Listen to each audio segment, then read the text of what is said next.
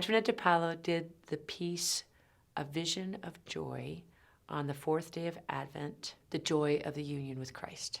That piece in particular, the three of us worked together, Melissa Macy, myself, and Antoinette, trying to figure out how to be able to depict the joy of the union with Christ, because Caleb specifically wasn't necessarily thinking of like union of Christ being just when we get to heaven, but now that we have the sense of joy of union with Christ now, and how that hits into our everyday life.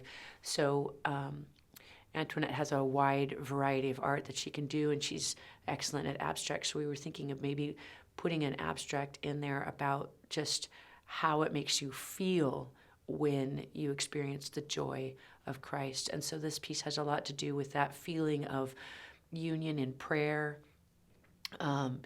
just times where you're like, even when you're out in the wilderness on a walk or a hike, and you think, like, you just see these moments where you feel God with you, and where you are seems to be transformed. So you can even see in it, even though it's an abstract piece, it almost feels like you're in the forest or by a waterfall. It has a very natural feel, because she does a lot of horseback riding, and she's often out in nature, and that's where she sees and feels the joy of God.